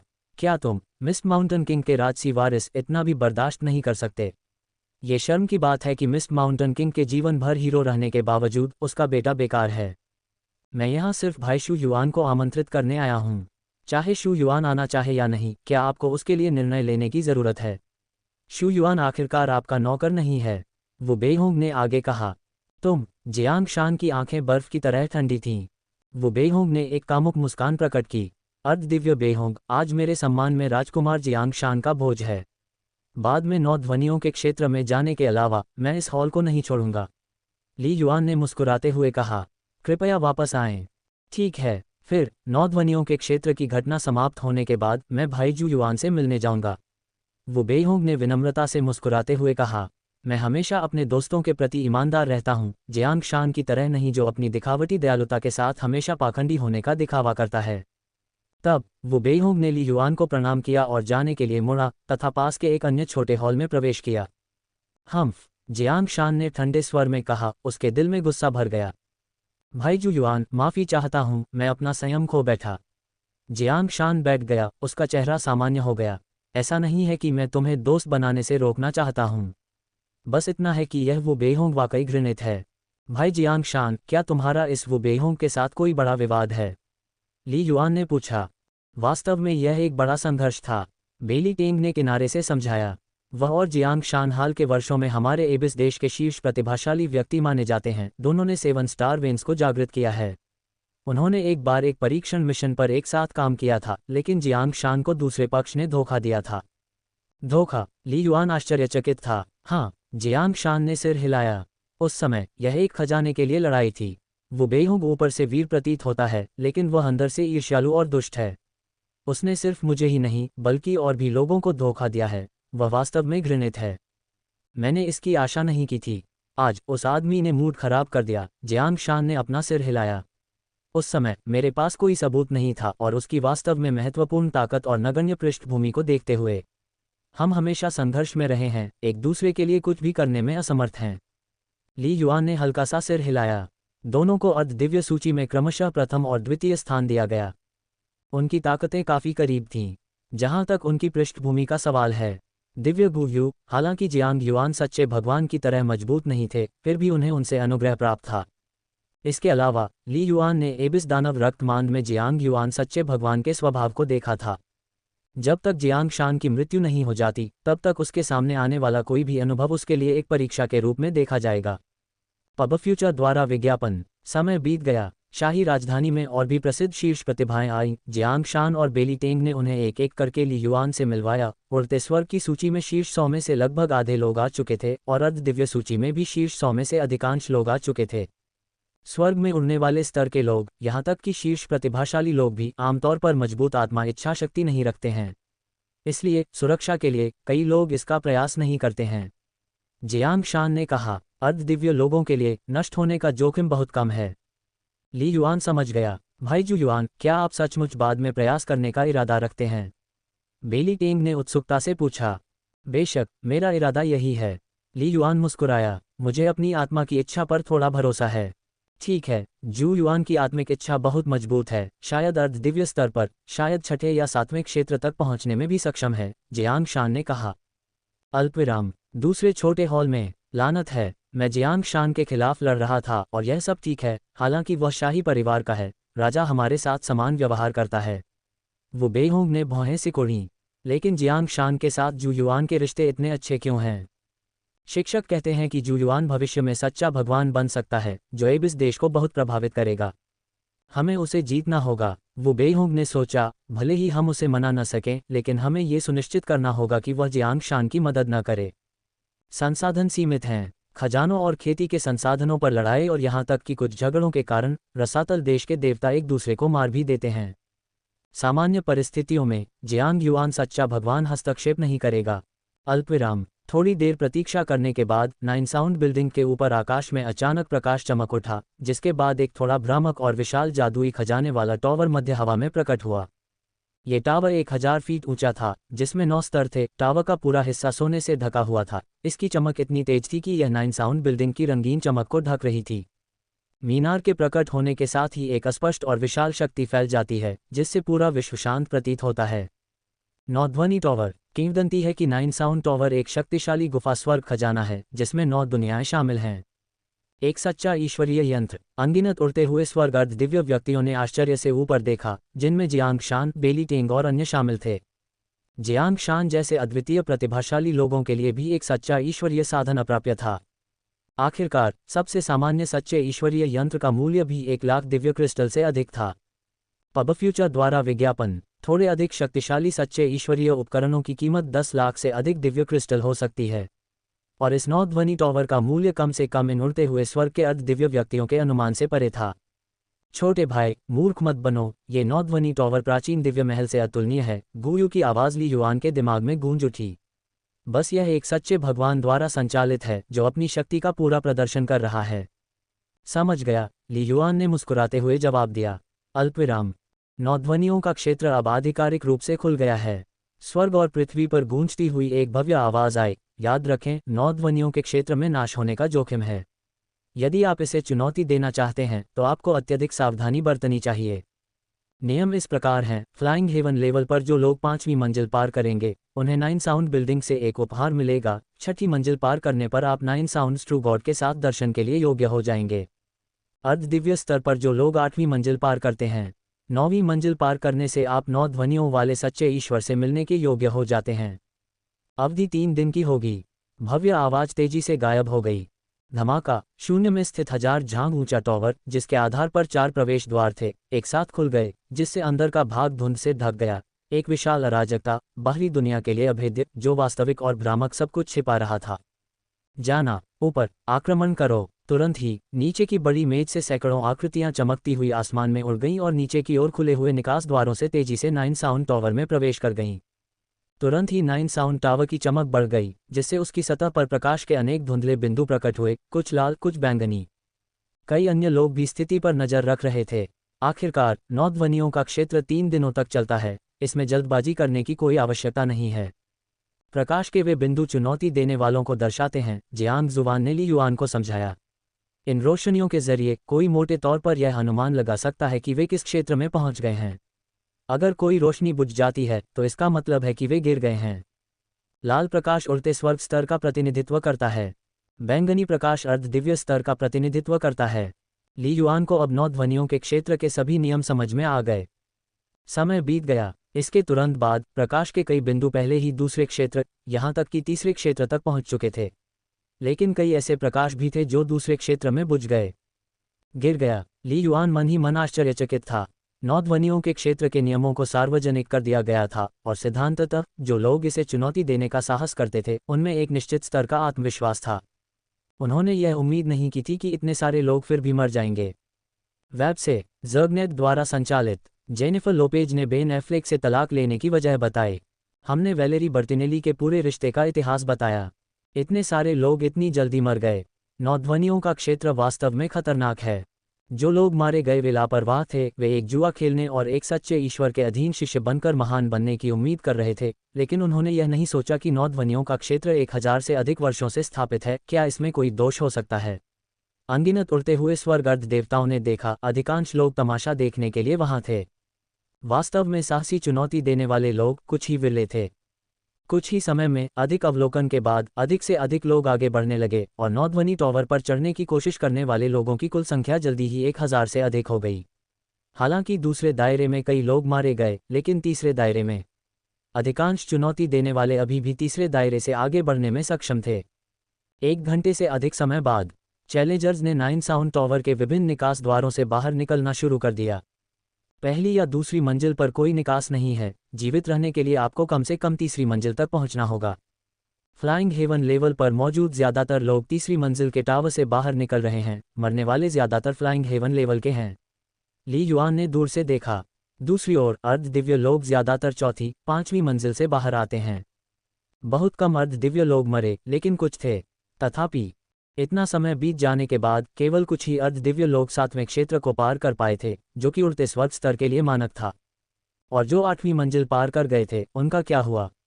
सेमी डिवाइन आमतौर पर फ्लाइंग हेवन लेवल के लोगों की तुलना में बहुत अधिक शक्तिशाली होते हैं, जिससे उनके लिए नौध्वनि टॉवर को चुनौती देना आसान हो जाता है, जियांग जुवान ने भावुक होकर टिप्पणी की।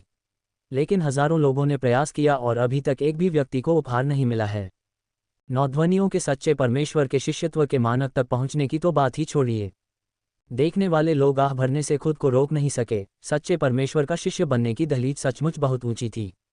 बेली टेंग और ली टेंग भाइयों, अब और इंतजार नहीं करना चाहिए। जियांग शान खड़े हुए और मुस्कुराए। हमने काफी उत्साह देख लिया है, अब हमारी बारी है। इस साल देखने के लिए कुछ खास मजेदार नहीं है। चलो एक बार कोशिश करके देखते हैं। यह आत्मा की इच्छा को निखारने जैसा है। बेली टेंग और जियांग जून अन्य लोगों के साथ भी खड़े हो गए। चूंकि वे आए थे, इसलिए स्वाभाविक रूप से उनका इरादा प्रयास करने का था। ठीक है। ली युआन ने भी सिर हिलाया और सोचने लगा कि वह कितनी दूर जा सकता है। Footpath, footpath, footpath. 7 लोग तुरंत 9 साउंड टावर की ओर उड़ चले। ये जियांग शान है और वह ली युआन, जो उड़ते स्वर्ग की सूची में नंबर 1 है। बेली टेंग, वे सभी अपनी चुनौतियां शुरू करने वाले हैं। इस दृश्य ने तुरंत अनगिनत लोगों का ध्यान आकर्षित किया। आप देखिए, इतने लंबे समय तक 9 साउंड टॉवर में रहने वाले लोगों की संख्या बहुत कम रह गई थी और कोई उल्लेखनीय आंकड़ा न होने के कारण कई दर्शक निराश हो गए थे। अब सेमी डिवाइन लिस्ट और फ्लाइंग हेवन लिस्ट से नंबर 1 को चुनौती देने के लिए आने पर वे कितनी दूर तक जा सकते हैं? क्या वे नौध्वनियों वाले सच्चे परमेश्वर के शिष्यत्व के मानक को पूरा कर सकते हैं? इससे अनगिनत लोगों में जिज्ञासा पैदा हुई। बेहोंग के छोटे से हॉल में बेहोंग, जियांग शान और अन्य लोग इसे चुनौती देने गए हैं। बेली टेंग और जियांग जुन सहित अन्य लोग भी मौजूद हैं। हॉल में मौजूद किसी ने तुरंत वो बेहोंग को ये बात बताई। जिस तरह जियांग शान के चारों ओर कई दिव्य अग्नि महल के सदस्य हैं, उसी तरह वो बेहोंग की ताकत और पृष्ठभूमि के साथ उसके पीछे कई दुर्जय उड़ते स्वर्ग अर्ध दिव्य भी हैं। वो बेहोंग ने व्यंग्य किया। वह जियांग शान और बेली टेंग, वे इसे साल दर साल चुनौती देते हैं और हर साल वे 9वें क्षेत्र में रुक जाते हैं। वास्तव में शर्मिंदा नहीं है। जहां तक जू युआन की बात है, उसकी लड़ाकू शक्ति सबसे मजबूत है, लेकिन मैं उसकी आत्मा की इच्छा के बारे में नहीं जानता। अल्पविराम। एक अन्य साधारण मेज पर लेंग यान भी अपने दोस्तों और नौकरों के साथ बैठा था। जू युआन चुनौती देने गया है, जीमिंग ने धीमी आवाज में कहा। स्वर्ग स्तर पर उड़ते हुए जोखिम उठाने की हिम्मत। लेंग यान ने भौहें सिकुड़ी। अपनी ताकत के साथ ज्यूजिंग प्राचीन शहर में शामिल होना आसान होगा। नौध्वनियों के दायरे में जोखिम लेने की कोई जरूरत नहीं है। क्या आप कह रहे हैं कि वह नौध्वनियों के सच्चे भगवान के अधीन प्रशिक्षुता लेने की योजना बना रहा है? हालांकि ली युआन से नाराज थे, लेंग यान मूर्ख नहीं था। वह अच्छी तरह से जानता था कि ली युआन की प्रतिभा और ताकत कितनी ऊंची थी और जानता था कि एक सच्चे ईश्वर के अधीन शिष्य बनना आसान होगा। नौध्वनियां सच्चा भगवान। रसातल देश के भीतर स्वाभाविक रूप से अनगिनत उड़ते स्वर्ग अर्ध दिव्य को शिष्य बनने के लिए आकर्षित करता है। लेकिन ज्यूजिंग प्राचीन शहर में कई सच्चे देवताओं के बीच वह निश्चित रूप से शीर्ष स्तर के बीच नहीं था। यदि वह अत्यंत शक्तिशाली सच्चे देवताओं में से एक होता, तो वह जियांग युआन सच्चे भगवान का अनुसरण क्यों करता? चुनौती शुरू हो गई है। जीमिंग के चेहरे पर अचानक आश्चर्य का भाव देखा। जियांग शान की प्रगति तेज है, वास्तव में अर्ध दिव्य सूची में प्रथम होने के योग्य है। अल्पविराम। लगभग सभी लोग 9 साउंड बिल्डिंग की सतह पर चमकते बिंदुओं को देख रहे थे, क्योंकि अब चुनौती देने वाले बहुत कम लोग बचे थे। और उन 7 लोगों में से जियांग शान और ली युआन जैसे लोग एक के बाद एक प्रवेश कर रहे थे। इस प्रकार दर्शकों की भीड़ लाल और बैंगनी बिंदुओं के क्रम से चुनौती देने वालों की पहचान का अनुमान लगा सकती थी। विशेषकर ली युआन वह 7 में से एकमात्र लाल बत्ती था। 9 साउंड टावर में प्रवेश करने के बाद बूम, जियांग शान से संबंधित बैंगनी बिंदु लगातार टूट रहा था। तीसरे स्तर को पार करने के बाद सिर्फ 10 सेकंड में चौथे स्तर के क्षेत्र तक पहुंच गया। इस दृश्य ने दर्शकों को आश्चर्यचकित कर दिया। ये बहुत तेज था, जिससे पिछले हजारों प्रतियोगियों से एकदम विपरीत स्थिति उत्पन्न हो गई। बेली टेंग भी उसके ठीक पीछे था, उसने भी तेजी से दूसरा स्तर पार कर लिया। सचमुच अर्ध दिव्य सूची में प्रथम होने के योग्य बेली टेंग वास्तव में अर्ध दिव्य सूची में शीर्ष 10 अस्तित्व में से एक, वास्तव में दुर्जेय। सीधे मुकाबले में मजबूत और उनकी आत्मिक इच्छा भी अत्यंत शक्तिशाली है, दर्शकों की भीड़ ने आपस में फुसफुसाया। लेकिन जहां तक जू युआन की बात है तो ऐसा लगता है कि वह अंतिम पायदान पर पहुंच गया है और अभी भी प्रथम स्तर पर है। आश्चर्य की बात नहीं है, वह सिर्फ स्वर्ग उड़ान स्तर पर है। आपको लगता है कि वह जियांग शान और दूसरों की तुलना में तेजी से प्रगति कर सकता है। उच्च कानून समझ और स्टार मेरिडियन का मतलब यह नहीं है कि आत्मा की इच्छा जरूरी रूप से मजबूत है। वास्तव में एक ही समय में 9 ध्वनि टॉवर को चुनौती देने वाले 7 लोगों में से ली युआन वास्तव में सबसे अगोचर था। जबकि जियांग शान एक ही सांस में 5वें स्तर में पहुंच गया था, ली युआन अभी भी पहले स्तर पर था। अल्पविराम 9 साउंड टॉवर के प्रथम स्तर के अंदर पब फ्यूचर द्वारा विज्ञापन सचमुच बहुत गहरा। इस मायावी क्षेत्र की निर्माण विधि महान सूर्य तारों वाले आकाश के अवलोकन शास्त्र से काफी अलग है। ली युआन अभी भी मायावी क्षेत्र में डूबा हुआ था। अपनी ताकत के बल पर वह केवल एक विचार से ही प्रथम स्तर के मायावी क्षेत्र की अनेक परतों से मुक्त हो सकता था। लेकिन ली युआन के लिए क्षेत्रों को पार करना उसका उद्देश्य नहीं था, वह केवल अपनी आत्मा की इच्छा को पीसना चाहता था। इसमें जल्दबाजी करने की कोई आवश्यकता नहीं थी। महान सूर्य तारों वाले आकाश का भ्रमात्मक क्षेत्र पवित्र शास्त्र चुपचाप मेरे हृदय में प्रवेश करता है, मेरे भीतर की गहरी इच्छाओं को जगाता है और मुझे जागृत होने के लिए प्रेरित करता है। ली युआन ने विचार किया, यह मेरे मन की कमजोरियों को लक्षित करता है। ये जानते हुए भी कि यह झूठ है, मैं फिर भी कुछ भ्रामक लोकों में लिप्त होने से खुद को नहीं रोक पाता। 7 सितारा सभ्यता की तरह कई लोग गेमिंग, वीडियो और वेब चैटिंग के आदी हैं। कौन नहीं जानता कि यह झूठ है, लेकिन झूठ वास्तविकता से भी अधिक सुखी हो सकता है। ये जानते हुए भी कि यह एक धोखा है, फिर भी यह आग के लिए पतंगे के समान है। महान सूर्य को छूते समय ली युआन जिन भ्रमात्मक क्षेत्रों में गिर गया, वे वास्तविकता में मौजूद कुछ प्रलोभनों से हजारों गुना अधिक भयानक हैं। लेकिन 9 ध्वनि टॉवर का भ्रमात्मक क्षेत्र भय को बढ़ाता है, जिसके कारण प्राणियों में अनजाने में अत्यधिक भय व्याप्त हो जाता है और फिर कई धारणाएं स्पष्ट हो जाती हैं। ली युआन ने महसूस किया, साधना खोने का भय, मृत्यु का भय। डर लोगों को तर्कहीन बना सकता है।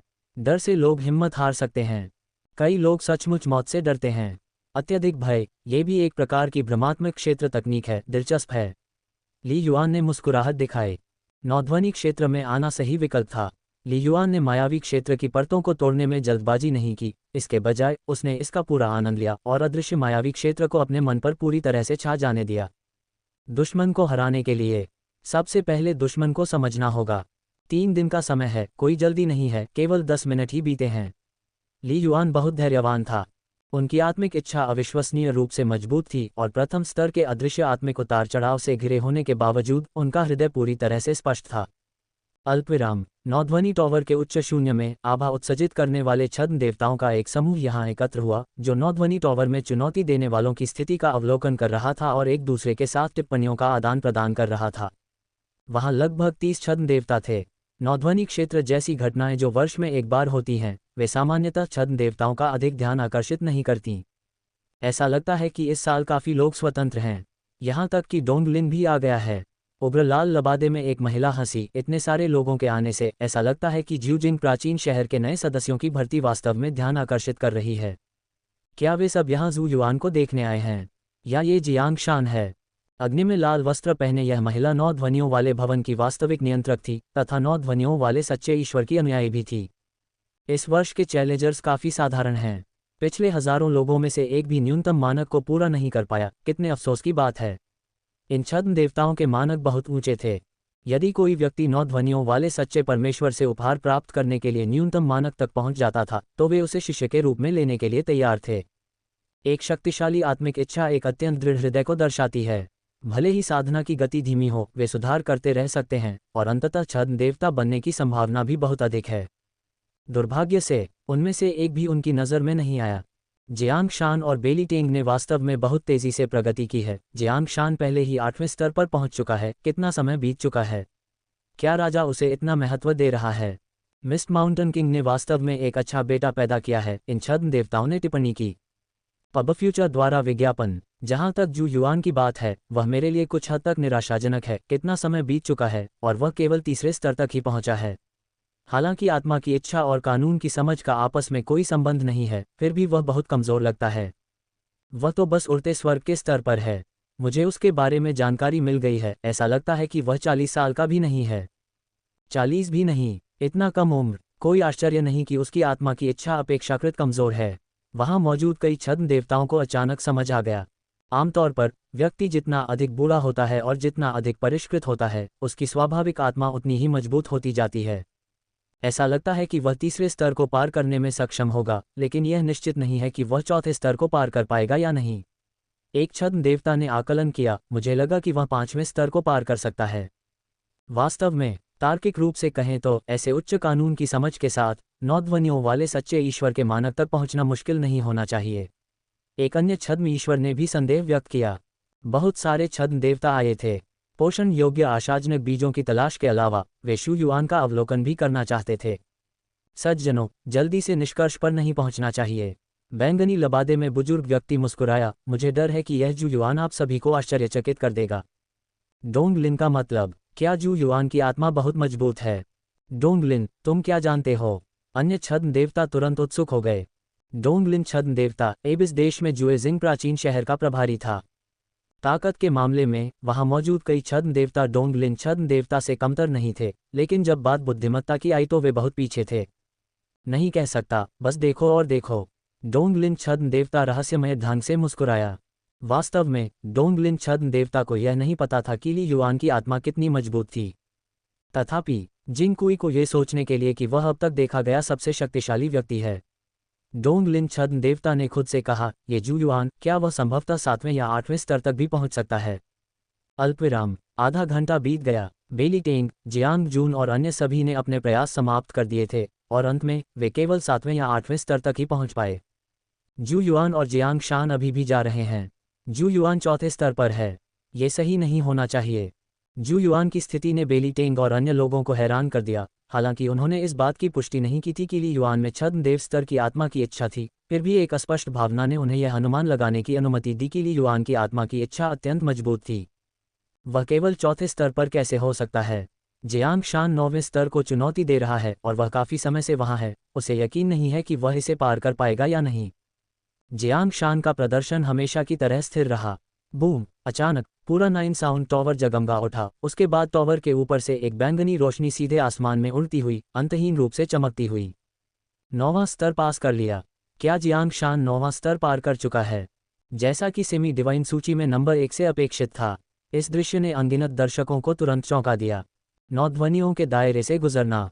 पिछले 1000 सालों से एबिस कंट्री में ऐसा कोई नहीं हुआ है। इसके लिए असाधारण रूप से उच्च आत्मिक इच्छाशक्ति की आवश्यकता होती है। जियांग शान के लिए अर्ध दिव्य सूची में प्रथम स्थान पर होने के बावजूद कई लोगों को विश्वास नहीं था कि वह ऐसा कर सकता है, क्योंकि पिछले दर्जन वर्षों से वह हर साल इसमें भाग लेता था, लेकिन हमेशा 8वें स्तर पर ही रुक जाता था।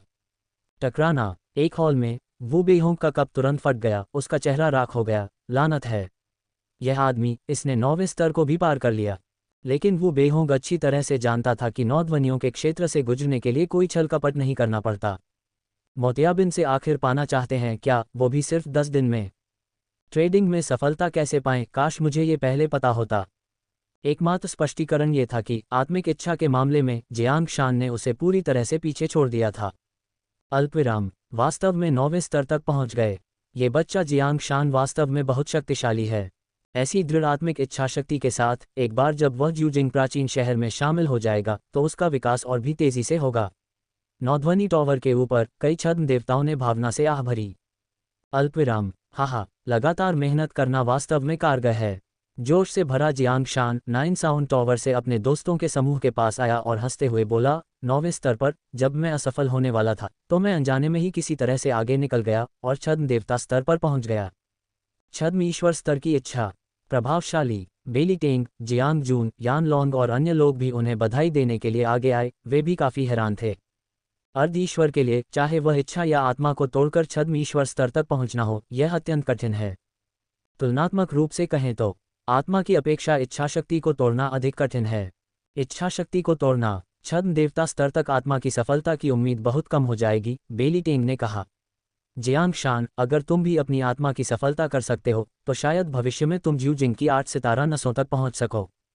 छद्म देवता स्तर की आत्मा, मुश्किल। जियांग शान ने अपना सिर हिलाया। 8 सितारा शिराएं और भी ज्यादा। जियांग शान ने 8 सितारा नसों के बारे में सोचने की हिम्मत नहीं की। भाई जू युआन कहाँ है? जियांग शान ने इधर उधर देखा और जू युआन को नहीं देखा। भाई, बड़ा भाई जू अभी भी 9 साउंड टॉवर के अंदर है। जियांग जुवान ने आकाश में 9 साउंड टॉवर की ओर इशारा किया। अभी भी 9 साउंड टॉवर में? कौन सी मंजिल पर? जियांग शान ने असमंजस में पूछा। इस समय 9 साउंड टॉवर के अंदर अभी भी दर्जनों लाल बिंदु थे और स्वाभाविक रूप से वह ये नहीं बता सकता था कि उनमें से ली युआन कौन सा था। चौथा स्तर, जियांग जुवान ने कहा। भाई जू केवल चौथे स्तर पर है। जियांग शान और भी हैरान था, भौहें सिकोड़ते हुए, ये सही नहीं होना चाहिए। देखो और इंतजार करो। मेरे अनुमान से भाई जू शायद पहली बार कोशिश कर रहा है और थोड़ा और समय बिताना चाहता है। वह निश्चित रूप से जल्द ही छठा या 7वां स्तर भी पार कर लेगा, बेली टेंग ने हंसते हुए कहा। समय बीत गया। आधे घंटे बाद जू युआन ने चौथा स्तर पार कर लिया है। अल्पविराम। जू युआन ने 5वां स्तर पार कर लिया है और उपहार प्राप्त करने की न्यूनतम आवश्यकता को पहले ही पूरा कर लिया है। फ्लाइंग हेवन लिस्ट में नंबर 1, ये सही है। अल्पविराम। 2 घंटे बाद जू युआन। लोग प्रयास करते रहे और जू युआन ने चौथा स्तर पार कर लिया है। अल्पविराम। जू युआन ने 5वां स्तर पार कर लिया है और उपहार प्राप्त करने की न्यूनतम आवश्यकता को पहले ही पूरा कर लिया है। फ्लाइंग हेवन लिस्ट में नंबर 1, ये सही है। अल्पविराम। 2 घंटे बाद जू युआन। लोग प्रयास करते रहे